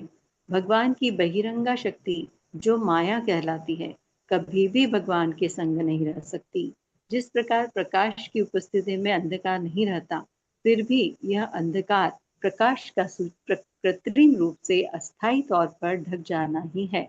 अतः उसका प्रकाश से स्वतंत्र कोई अस्तित्व नहीं है। जय श्री चैतन्य चरितामृत, जय श्री कविराज दास कविराज गोस्वामी जी की जय। हरे कृष्णा हरि। बहुत सरल भाषा में बताया गया है। इसमें तो वही चीज हम बार बार जो पठन किए हैं उसी का रिपीट चलते जाएंगे। तो हमने बेसिक जो बोलने चाह रहा था अभी तक हमने रट लिया होगा। हाँ, तो ये 5 तत्व और गुरु मिला के 6 है और 6 को वंदना कर रहे हैं। और चैतन्य महाप्रभु का स्वयं भगवान है और उनका प्रकाश है नित्यानंद प्रभु। उनका शक्ति है गदाधर। गदाधर का भी 3 हिस्सा मिलेगा हमको। गदाधर का जो लक्ष्मी देवी है जो वैकुंठ में, और द्वारका में होगा महिषी द्वारका की रानी, और आपको मिलेगा ब्रज का गोपियां, हाँ जो ब्रज वृंदावन की वृंदावन का गोपिया, वो हो गए उनके। वो सब प्रकार का शक्ति है। तो वो शक्ति का रूप बाद में हम पढ़ेंगे, विस्तार में जब जाएंगे पढ़ेंगे। और भी एक चीज पढ़ेंगे, नित्यानंद प्रभु के बारे में बताएंगे कि वो प्रकाश और विलास के बारे में बताएंगे। तो और आगे जाएंगे तो विस्तारित रूप से देखेंगे। अभी 35 नंबर श्लोक कौन पठन करेंगे? ज्योत्सना माता जी पढ़िए 35 नंबर। हरे कृष्ण प्रभु जी, पंचांग प्रणाम, सभी को पंचांग प्रणाम। श्री चैतन्य चरितामृत की जय, चैतन्य महाप्रभु की जय, श्रील प्रभुपाद जी की जय, श्रील कृष्णदास कविराज गोस्वामी जी की जय। मंत्र गुरु आर्यत शिक्षा गुरु गण, तहार चरण आगे करिए वंदना। मंत्र गुरु आर्यत शिक्षा गुरु गण, ताहार चरण आगे करिए वंदना। शब्दार्थ: मंत्र गुरु, दीक्षा गुरु, आर और रियत जितने भी हो, शिक्षा गुरुगण, ताहार उन सबके चरण कमलों को आगे पहले करिए, मैं करता हूँ वंदन सादर नमस्कार। अनुवाद: मैं सर्वप्रथम अपने दीक्षा गुरु तथा अपने समस्त शिक्षा गुरुओं के चरण कमलों में सादर नमस्कार करता हूँ। तात्पर्य: श्रील जीव गोस्वामी ने अपने शोध ग्रंथ। अभी आप लोग ध्यान पूर्वक श्रवण कीजिए, सबको मैं बता रहा हूँ ध्यान पूर्वक श्रवण कीजिए। अभी आपको फर्क बताएगा शिक्षा गुरु और दीक्षा गुरु और किसको कहाँ पे रखे हैं वो भी बता देंगे अभी। हाँ, पढ़िए माता जी अभी। तात्पर्य: श्रील जीव गोस्वामी ने अपने शोध ग्रंथ भक्ति संदर्भ 202 में बतलाया गया है कि शुद्ध वैष्णवों का लक्ष्य शुद्ध भक्तिमय सेवा है और मनुष्य को ऐसी सेवा अन्य भक्तों की संगति में करनी होती है। भगवान कृष्ण के भक्तों की संगति से मनुष्य में कृष्ण भावनामृत का उदय होता है और वह भगवान की प्रेमा भक्ति की ओर उन्मुख होता है। भक्ति के क्रमिक बोध द्वारा परमेश्वर तक पहुंचने की यही विधि है। यदि कोई व्यक्ति अनन्य भाव की कामना करता है तो उसके लिए कृष्ण के भक्तों की संगति करनी आवश्यक है, क्योंकि केवल ऐसी संगति द्वारा ही बद्ध जीव में दिव्य प्रेम के प्रति रुचि उत्पन्न हो सकती है। इस तरह वह अपने विशिष्ट स्वरूप तथा अपने में नित्य निहित दिव्य रस में भगवान के साथ अपने नित्य संबंध को फिर से जागृत कर सकता है। यदि कोई व्यक्ति कृष्ण भावना भावित कार्यों द्वारा कृष्ण के प्रति प्रेम विकसित कर लेता है तो वह परम सत्य को जान सकता है, किंतु जो व्यक्ति मात्र तर्कों द्वारा ईश्वर को जानना चाहता है वह कभी सफल नहीं होगा, न ही वह अनन्य भक्ति का आस्वादन ही कर पाएगा। इसका रहस्य यह है कि व्यक्ति को भगवत विज्ञान को भली भांति परिचित भक्तों से विनीत भाव से श्रवण करना होगा और गुरु के निर्देशन में सेवा विधि प्रारंभ करनी होगी। ऐसा भक्त जो भगवान के नाम, रूप, गुण आदि के प्रति पहले से ही आकृष्ट है, उसे उसकी विशिष्ट भक्ति विधि की और निर्देशित कर दिया जा सकता है। उसे तर्क द्वारा भगवान तक पहुंचने में अपना समय नष्ट करने की जरूरत नहीं है। दक्ष गुरु, दीक्षा होगा क्या, दक्ष दक्ष गुरु भली नहीं भांति जानता है कि वह अपने, सही है माता जी, दक्ष गुरु भली भांति जानता है कि वह अपने शिष्य की शक्ति को भगवान की दिव्य प्रेममयी सेवा में किस प्रकार लगाए। इस तरह वह भक्त को उसकी विशेष प्रवृत्ति के अनुसार विशिष्ट भक्ति कार्य में प्रवृत्त करता है। भक्त का एक ही दीक्षा गुरु होना चाहिए, क्योंकि शास्त्रों में एक से अधिक गुरु को स्वीकार करना सदैव वर्जित है, किंतु शिक्षा गुरुओं को स्वीकार करने की संख्या में कोई प्रतिबंध नहीं है। सामान्यतः वह गुरु जो शिष्य को निरंतर आध्यात्मिक विज्ञान की शिक्षा देता है, वही बाद में उसका दीक्षा गुरु भी बन जाता है। यह सदैव स्मरण में रखना चाहिए कि जो व्यक्ति गुरु ग्रहण करने तथा दीक्षित होने के लिए अनिच्छुक रहता है, वह भगवत धाम वापस जाने के प्रयास में अवश्य ही निष्फल होगा। समुचित ढंग से रुकिए माता जी, दीक्षा न रुकिए पाने वाला माता जी, व्यक्ति माता जी, माता जी, भले रुकिए ही अपना, माता जी, ये लाइन दोबारा पढ़िए।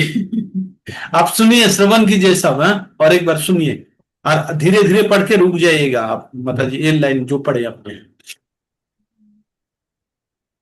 यह सदैव स्मरण में रखना चाहिए कि जो व्यक्ति गुरु ग्रहण करने तथा दीक्षित होने के लिए अनिच्छुक रहता है, वह भगवत धाम वापस जाने के प्रयास में अवश्य ही निष्फल होगा।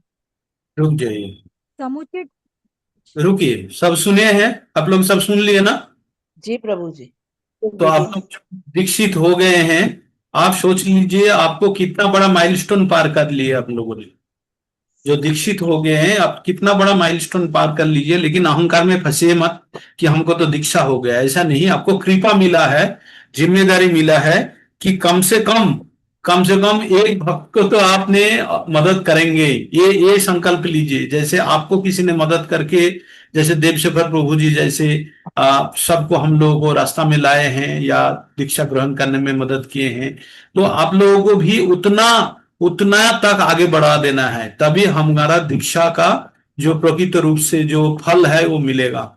बिना दीक्षा के बगैर, यहाँ पे क्या लिखा, अगर हम ये हमेशा हमको शरण में रखना है कि हम सदगुरु का शरणागत बिना या दीक्षा ग्रहण किए बिना कोई भी भगवत धाम में जाने के लिए जितना भी प्रचेष्टा करे सब व्यर्थ जाएगा। मतलब प्रभुपाद जी बोल रहा है, आप लोग श्रवण कर लीजिए। तो अभी तक जिसका जिसका नहीं होगा, जो प्रिपरेशन में है है, आप लोग तैयार होते रहिए, मनी मन में प्रस्तुत हो जाइए, आप लोगों का भी व्यवस्था हो जाएगा। हमारा दीक्षा ग्रहण करने के लिए आप लोग आईडीसी कोर्स तो सब कर लिए होंगे, इनमें जो भी है लगभग बंगाली बैच छोड़ के लगभग सब आपने ये कर लिया, आईडीसी कर लिए, आपने भगवत गीता पठन कर लिए पूरा। लोग भक्ति जो दीक्षा ग्रहण करने के लिए मिनिमम क्राइटेरिया क्या है, कम से कम 1 साल तक 4 नियमों का पालन करना है। 4 नियम कठोर रूप से क्या है? पहला है आमिष वर्जन, दूसरा है नशा वर्जन, तीसरा है अवैध संपर्क वर्जन, चौथा है लॉटरी जुआ इत्यादि वर्जन। ये 4, और प्रतिदिन कम से कम 16 माला का ध्यान पूर्वक जप। ये है 5 क्राइटेरिया। ये अगर कोई फुलफिल करता है 1 साल तक अगर करते हैं निरंतर, तो उसका नाम दीक्षा के लिए दीक्षा गुरु के पास प्रस्ताव किया जाता है। दीक्षा गुरु का कृपा होता है, तब उनको दीक्षा मिल जाता है। दीक्षा मिलने के टाइम पे हमने जो भगवान मंत्रों हमको देते हैं उसको तो हम तो हर वक्त हम शरण करते हैं। और गुरु को क्या सोचना है? साक्षात हरितेना समस्त शास्त्रे, सुबह सुबह डेली बोलते हैं हम लोग। तो गुरु हमारा क्या अभी थोड़ा देर पहले हमने पढ़े ना श्लोका में, गुरु कौन है हमने पढ़े ना थोड़ा देर पहले, जो गुरु भगवान का रूप है। पढ़े कि नहीं अभी तक? अभी पढ़े है थोड़ा देर। क्या कृष्ण गुरु भक्त शक्ति अवतार प्रकाश, ए कृष्ण ए 6 रूपे करें विलास। क्या बोला? कृष्ण किस रूप में विलास करता है? कृष्ण रूप में, गुरु रूप में, भक्त रूप में, शक्ति रूप में, अवतार और प्रकाश के रूप में, ये 6 रूप में भगवान आविर्भूत होते हैं। तो समझ गए? तो जो गुरु है इज जो अपना स्पेशली गुरु, मतलब हम दीक्षा गुरु पे बात करते हैं, शिक्षा गुरु का बाद में बात करेंगे। तो जो दीक्षा गुरु है तो he is as good as God हमारा सामने। लेकिन गुरु क्या सोचते हैं? वो सोचते हैं दासानुदास, वो भगवान का दिए गए सेवा को पालन कर रहा है। गुरुदेव वो सोचते हैं कि भगवान का सेवक है ना, भगवान का सेवक है। तो इसलिए भक्तों का सेवक समझते हैं गुरु जी। हमारा जो गुरु है, गुरु महाराज कभी नहीं सोचते हैं कि मैं महान हूं। गुरु महाराज उतना ही विनयी एवं नम्र भद्र है, वो सोचते हैं कि सबको सेवा प्रदान कर रहा है। तो आप लोगों को सबको ये सोचना होगा कि जो आप लोगों के ऊपर जो कृपा किया गया है गुरु जी द्वारा, वो उस कृपा को विस्तार करना है। किस प्रकार विस्तार होगा? और किसी के पास से भगवत भक्ति का ज्ञान पहुंचाना है। और जो रियली नीडी है, जो भगवत धाम जाने के लिए, योग्य बनने के लिए तैयार होने चाहते हैं, या उनके अंदर शक्ति है लेकिन उनको मौका नहीं मिल रहा है, उनको सहायता करना है। यही है हम लोगों का कर्म। और आप लोग सब कर रहे हैं, यही कर रहे हैं आप लोग। तो और थोड़ा सिस्टमेटिक मैनर में करें कि ज्यादा से ज्यादा भक्त को जोड़े और हमारा जो नेटवर्क का विस्तार करे, सबको भगवत धाम भेजने के लिए चेष्टा करें। जब बाद में वो लोग मैच्योर हो जाएगा तो उनको भी पता चलेगा कि हमें भी भगवत धाम जाने का जरूरत नहीं है, और किसी को भेजने का जरूरत है ना। तो इस प्रकार जब हम लोग एक दूसरे को मदद करने के लिए चलेंगे तो पूरा बैच ही पहुंच जाएगा, तथापि कोई स्वयं जाने के लिए इच्छा प्रकट नहीं करेंगे। तो ये 6 प्रकार में गुरु वर्तमान रहता है। भगवान स्वयं गुरु का रूप में भी उपस्थित है। माता जी पढ़िए, पठन कीजिए नेक्स्ट।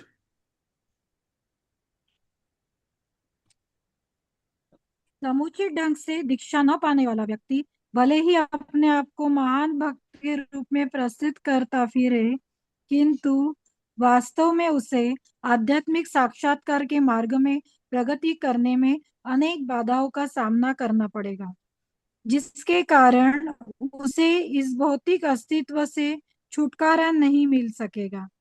ऐसे असहाय व्यक्ति की तुलना पतवार रहित जहाज से की जाती है, क्योंकि ऐसा जहाज कभी भी अपने गंतव्य तक नहीं पहुंच पाता। अतएव यह आवश्यक है कि यदि कोई भगवत कृपा के लिए आकांक्षी है तो उसे गुरु की शरण ग्रहण करनी चाहिए। गुरु की सेवा अनिवार्य है। यदि भक्त को अपने गुरु की प्रत्यक्ष सेवा करने का अवसर न मिल पाए तो उसे चाहिए कि वह गुरु के उपदेशों का स्मरण करके उनकी सेवा करे। गुरु के उपदेशों तथा साक्षात गुरु में कोई अंतर नहीं है।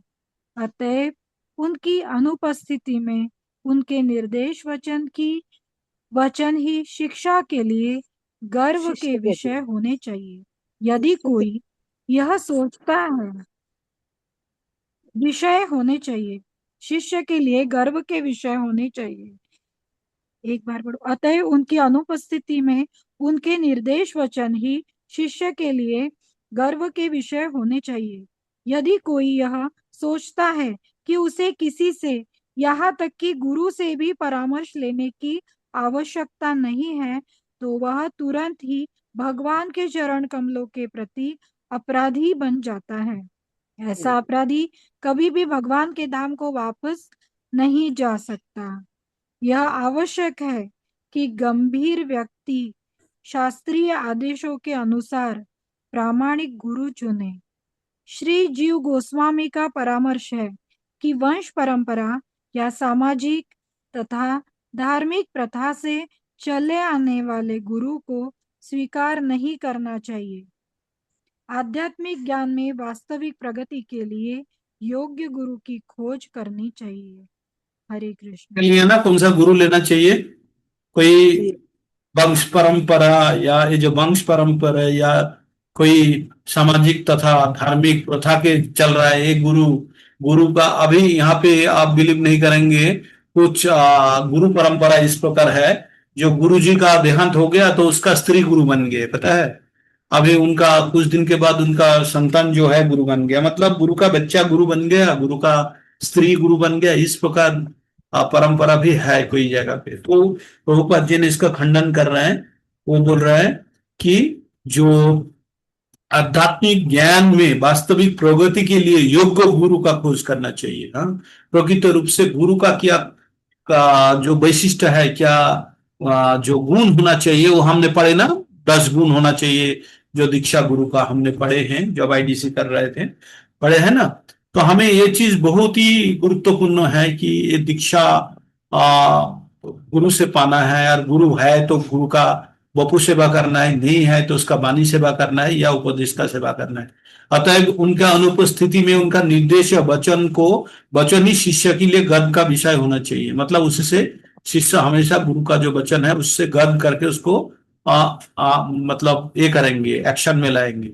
यदि कई ये सोचता है कि वो किसी से ये कि गुरु का परामर्श लेने का आवश्यकता नहीं है, तो तुरंत भगवान चरण में, भगवान के चरण में, चरण कमल में, चरण कमल के प्रति अपराधी हो जाते हैं। तो कभी भी गुरु का अवज्ञा नहीं होना चाहिए।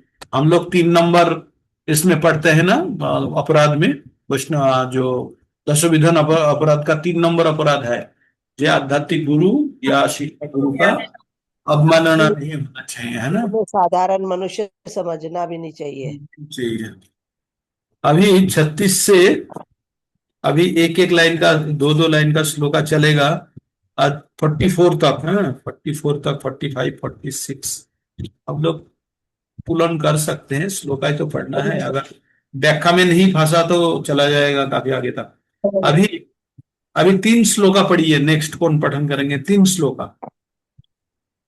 हरे कृष्णा, हैंड रेज कीजिए। नारायणी माधवी देवीदासी माता जी पठन कीजिए अनम्यूट करके। 36, 37, 38 पढ़िए।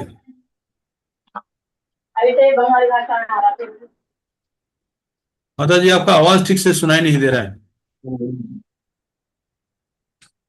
रोजी बंगाली भाषा में आ रहा है।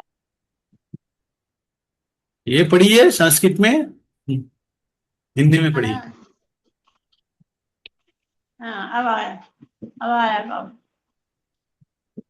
गुरुवार। हाँ, हरे कृष्ण प्रभु धन्यवाद। पुनः माता जी। श्री रूप सनातन भट्ट रघुनाथ, श्री जीव गोपाल भट्ट दास रघुनाथ। श्री रूप सनातन भट्ट रघुनाथ, श्री जीव गोपाल भट्ट दास रघुनाथ। श्री रूप सनातन भट्ट रघुनाथ, श्री जीव गोपाल भट्ट दास रघुनाथ। शब्द श्री रूप गोस्वामी, सनातन गोस्वामी, भट्ट रघुनाथ गोस्वामी, श्री जीव गोस्वामी, गोपाल भट्ट गोस्वामी, दास रघुनाथ, श्री रघुनाथ दास गोस्वामी। अनुवाद। श्री रूप गोस्वामी, श्री सनातन गोस्वामी, श्री भट्ट रघुनाथ, श्री जीव गोस्वामी, श्री गोपाल भट्ट गोस्वामी तथा श्री रघुनाथ दास गोस्वामी मेरे शिक्षा गुरु हैं। कौन बोल रहा है? ये कौन बोल रहा है? कृष्ण कविराज। श्री कृष्णदास कविराज गोस्वामी बता रहा है कि ये 6 उनका षड गोस्वामी है ये, और ये मेरे गुरु है, ये शिक्षा गुरु है ना। तो उस दिन कृष्ण प्रिया देवीदासी माता जी पूछ रहे थे ना 6 षड गोस्वामी, तो ये षड गोस्वामी का नाम बताया, रूप सनातन श्रीजीव और रघुनाथ दास, रघुनाथ भट्ट और गोपाल भट्ट, ये है 6। नेक्स्ट पढ़िए माता जी। एक एक बार पढ़ के माता जी शब्दार्थ मत पढ़िए, जल्दी जल्दी पढ़िए फटाफट। हाँ, ये एक एक लाइन वाला है, इसमें कुछ हाँ पढ़िए। এই छय गुरु शिक्षा गुरु ये आमार ता सवार पद जय कोटि नमस्कार। এই छय गुरु शिक्षा गुरु ये आमार संभार पद पाद पद्य कोटि पद में नमस्कार। ए छय गुरु शिक्षा गुरु ये आमार, सवार पाद पद्य में कोटि नमस्कार। अनुवाद पढ़िए, अनुवाद पढ़िए, अनुवाद। ये छह छह गुरु माता जी गुरु अनुवाद कह रहे हैं, प्रभु जी अनुवाद पढ़िए। अच्छा ठीक है प्रभु। अनुवाद। ये छह हो मेरे शिक्षा गुरु हैं, अतएव उनके चरण कमलों में मेरा कोटि कोटि नमस्कार है। तात्पर्य।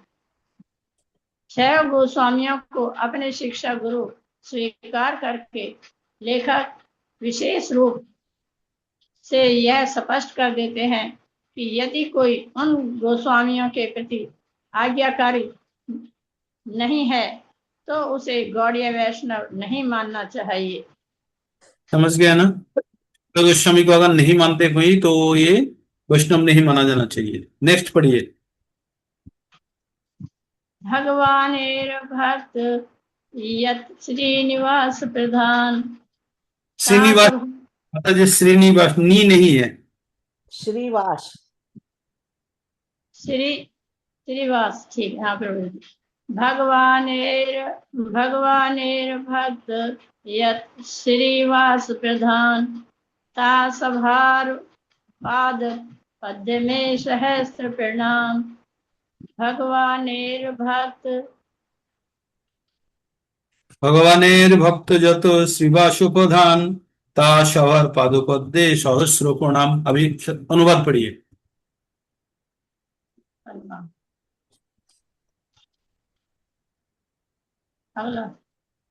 अद्वैत आचार्य प्रभु अंश अवतार। पढ़िए अनुवाद, अनुवाद, अनुवाद। भगवान के असंख्य भक्तों में श्रीवास ठाकुर अग्रणी हैं। मैं उनके चरण कमलों में हजारों बार सादर नमस्कार करता हूँ। इसका मतलब ये 3 श्लोका में 6 गोस्वामी का नाम बताया गया और उसको प्रणाम करते हैं, बोलते हैं। नेक्स्ट कौन पठन करेंगे? हैंड रेज कीजिए। प्रभु जी मैं करूं? हाँ शुरू कीजिए माता जी। 3 श्लोका 4 श्लोक। हरे कृष्णा। श्री चैतन्य चरितामृत की जय। श्री कृष्णदास कविराज गोस्वामी जी की जय। जगत गुरु श्री प्रभुपाद जी की जय। अद्वैत आचार्य प्रभु अंश अवतार,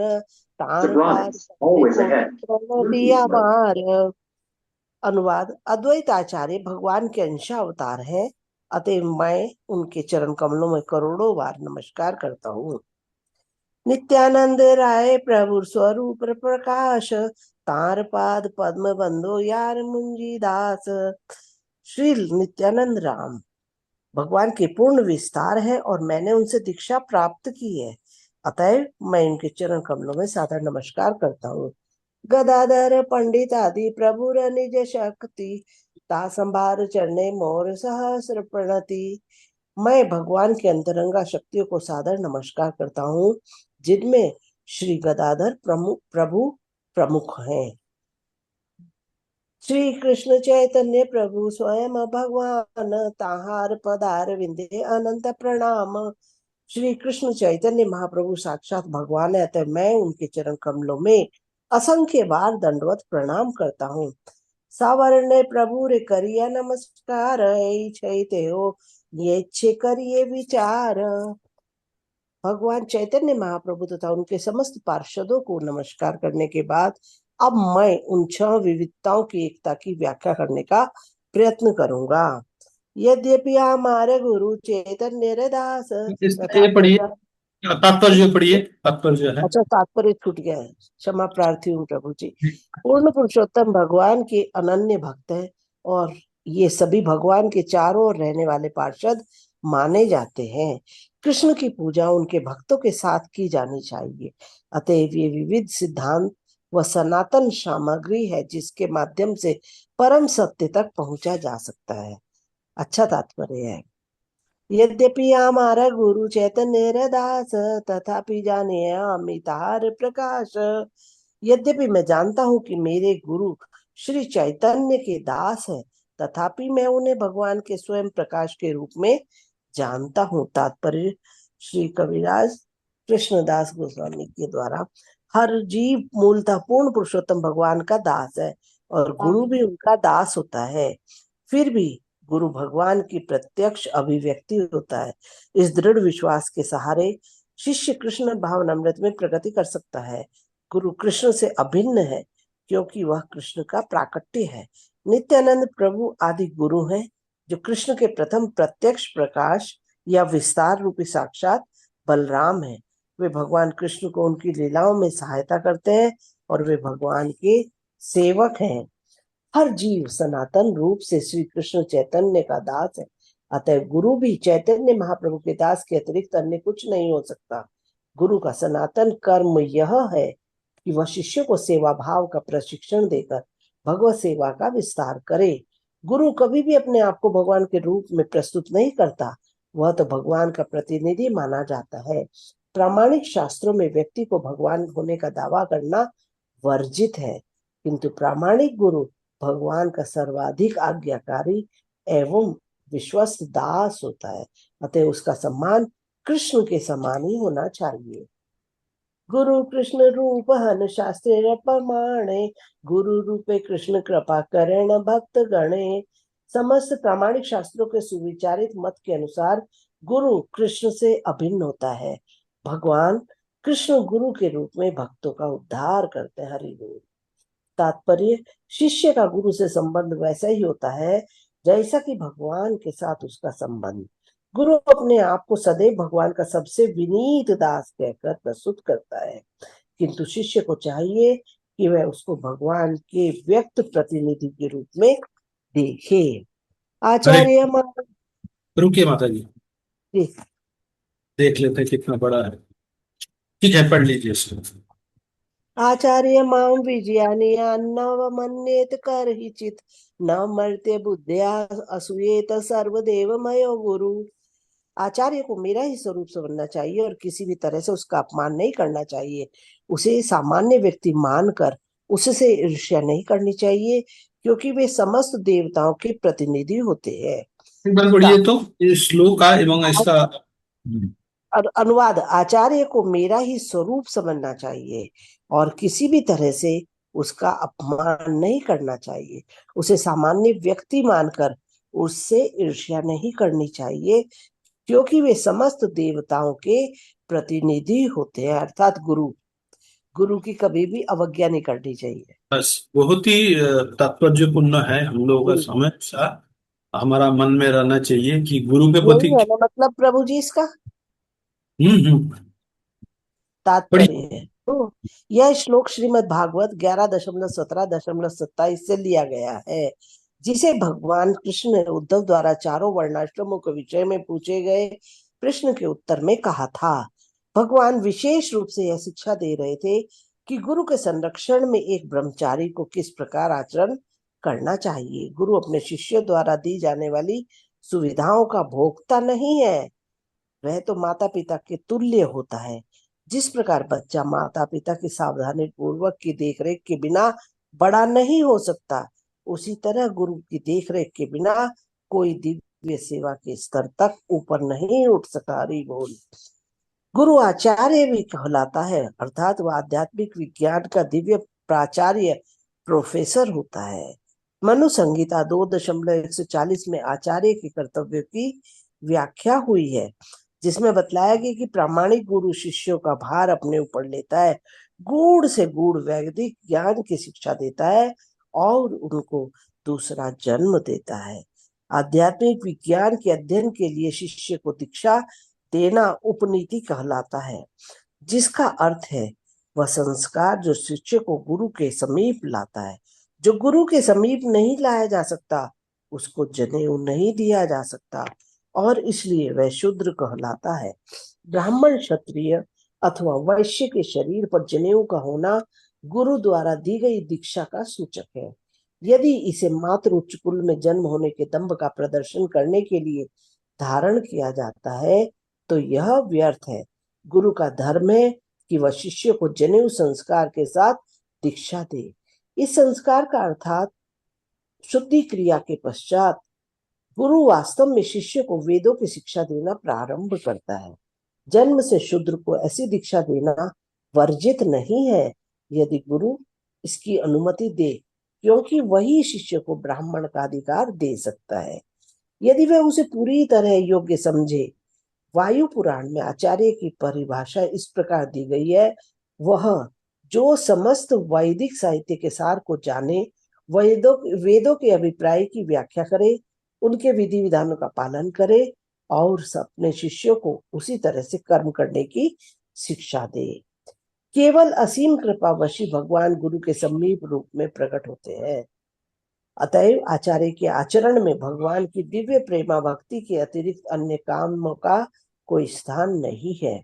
वे परम सेवक भगवान होते हैं। ऐसे सुस्थिर भक्त की चरण ग्रहण करना श्रेष्ठकर है, जो आश्रय विग्रह अर्थात शरण लेने योग्य ईश्वर का प्राकट्य कहलाता है। यदि कोई अपने आप को आचार्य के रूप में प्रस्तुत करता है किंतु उसमें भगवान के लिए सेवा का भाव नहीं होता, तो उसे अपराधी समझना चाहिए। उसकी यह अपराधी प्रवृत्ति उससे आचार्य बनने के लिए अयोग्य बनाती है। प्रामाणिक गुरु सदैव पूर्ण पुरुषोत्तम भगवान की अनन्य भक्ति में रत रहता है। इसी के बल पर वह भगवान का प्रत्यक्ष प्राकट्य तथा श्री नित्यानंद प्रभु के प्रामाणिक प्रतिनिधि के रूप में जाना जाता है। ऐसा गुरु आचार्य देव कहलाता है। भौतिक लोग ईर्ष्यालु स्वभाव होने तथा इंद्रिय तृप्ति की प्रवृत्ति से असंतुष्ट रहने के कारण प्रामाणिक आचार्यों की आलोचना करते हैं, किंतु वस्तुतः प्रामाणिक आचार्य भगवान से अभिन्न होता है। अतएव ऐसे आचार्य से ईर्ष्या करने का अर्थ है स्वयं भगवान से ईर्ष्या करना। इससे दिव्य साक्षात्कार पर प्रतिकूल प्रभाव पड़ेगा। जैसा कि पहले ही कहा जा चुका है, शिष्य को सदैव गुरु को श्री कृष्ण का स्वरूप जानकर उसका सम्मान करना चाहिए, किंतु साथ ही उसे सदा स्मरण रखना होगा कि गुरु को भगवान की दिव्य लीलाओं की नकल करने का अधिकार प्राप्त नहीं है। छद्म गुरु अपने आप को सभी तरह से श्री कृष्ण के समकक्ष दिखाकर अपने शिष्यों की भावनाओं का दुरुपयोग करते हैं, किंतु ऐसे निर्विशेषवादी अपने शिष्यों को केवल पथ भ्रष्ट ही कर सकते हैं, क्योंकि उनका चरम उद्देश्य तो भगवान में लीन होना होता है। यह भक्ति संप्रदाय के सिद्धांतों के विरुद्ध है। बिल्कुल सही बताया। वास्तविक वैदिक दर्शन तो अचिंत्य भेदाभेद तत्व है, जो यह स्थापित करता है कि हर वस्तु भगवान से एक होकर भी भिन्न होती है। श्रील रघुनाथ दास गोस्वामी पुष्टि करते हैं कि प्रामाणिक गुरु का वास्तविक पद यही है। उनके अनुसार गुरु को मुकुंद श्री कृष्ण के साथ उसके घनिष्ठ संबंध के संदर्भ में देखना चाहिए।